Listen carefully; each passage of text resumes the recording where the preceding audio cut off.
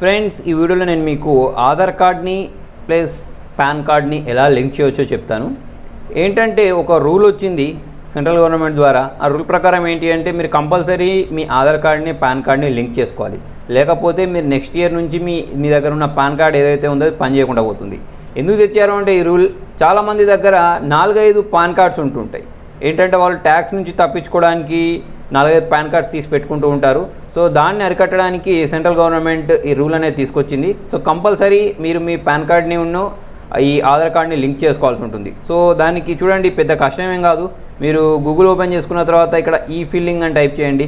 Okay, so ఈ filling అని type చేస్తే మీకు స్టార్టింగ్ ఒక లింక్ అనేది వస్తుంది. ఓకే, సో ఇక్కడ మీరు రిజిస్టర్ అనే బటన్ ప్రెస్ చేయండి. ఓకే, సో ఇలాంటి ఒక స్క్రీన్ వచ్చేస్తుంది. అయితే మీరు ఒకవేళ ఇది రిజిస్టర్ చేసుకోలేదనుకోండి, అంటే మీకు దీనిలో యాక్చువల్ ఎలా వస్తాయంటే ఇక్కడ ఫస్ట్ టైం ఇలా వస్తాయి చూడండి, రిజిస్టర్ అని. నేను ఇక్కడ లాగిన్ అనే బటన్ చూపిస్తున్నాను చూడండి. ఇక్కడ లాగిన్ బటన్ ప్రెస్ చేసినప్పుడు ఇలాంటి ఒక స్క్రీన్ వస్తుంది.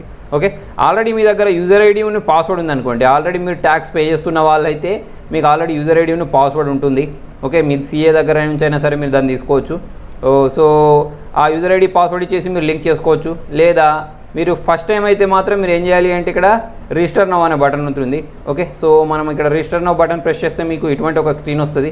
వచ్చిన తర్వాత ఇక్కడ మనం ఏం చేయాల్సి ఉంటుంది అంటే మీ పాన్ కార్డ్ ఎటువంటిది, ఇండివిజువలా లేకపోతే హెచ్యుఎఫ్ఆ లేకపోతే గవర్నమెంట్ ఎంప్లాయా, మీరు ఏది కావాలంటే అది తీసుకోవాల్సి ఉంటుంది. చార్టెడ్ అకౌంట్ అయితే చార్టెడ్ అకౌంట్స్ అని తీసుకోండి. సో అందరికి జనరల్గా ఏముంటుందంటే ఇండివిజువల్ ఉంటుంది. సో అది తీసేసుకొని ఇక్కడ కంటిన్యూ బటన్ ప్రెస్ చేస్తున్నాను. కంటిన్యూ బటన్ ప్రెస్ చేసుకున్న తర్వాత ఇటువంటి ఒక స్క్రీన్ వస్తుంది. ఇక్కడ మీకు 3 స్టెప్స్ ఉంటాయి.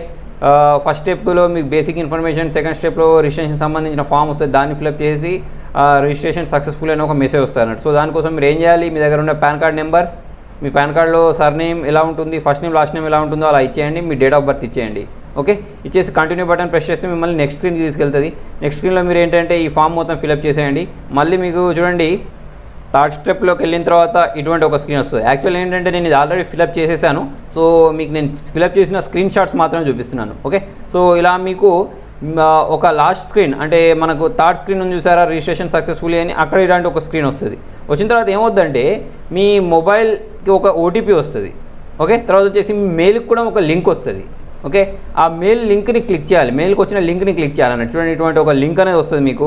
వచ్చిన తర్వాత ఈ లింక్ని క్లిక్ చేయాలి. లింక్ని క్లిక్ చేస్తే మీ మొబైల్కి వచ్చిన ఓటీపీని ఎంటర్ చేయమని అడుగుతుంది. ఆ ఓటీపీని ఎంటర్ చేసిన వెంటనే చూడండి the user ID successfully activated అని వస్తుంది. అంటే మనం ఏంటంటే ఇప్పుడు ఈ ఫిల్లింగ్ సైట్లో ఒక యూజర్ ఐడి మాత్రమే క్రియేట్ చేసుకున్నాం. ఓకే, సో క్రియేట్ చేసుకున్న తర్వాత ఏం చేయాలి అంటే నెక్స్ట్ టైం మళ్ళీ ఇదే సైట్లోకి వచ్చేసి ఇక్కడ లాగిన్ బటన్ ప్రెస్ చేస్తాం. అక్కడ మనం యూజర్ ఐడి అంటే ఏంటంటే ఇక్కడ మన పాన్ కార్డ్ నెంబర్ ఉంటుంది చూసారా, ఆ పాన్ కార్డే మన యూజర్ ఐడి అన్నట్టు. పాస్వర్డ్ అంటే మనం ఇంతకుముందు ఫిల్అప్ చేసుకునేటప్పుడు పాస్వర్డ్ ఇచ్చేసుకుంటాం కదా, ఆ పాస్వర్డ్ ఇచ్చేయాలి. ఇచ్చిన తర్వాత ఇక్కడ ఏంటి అంటే ఇక్కడ క్యాప్చా అడుగుద్ది. క్యాప్చా ఇచ్చేసి లాగిన్ బటన్ ప్రెస్ చేయాలి.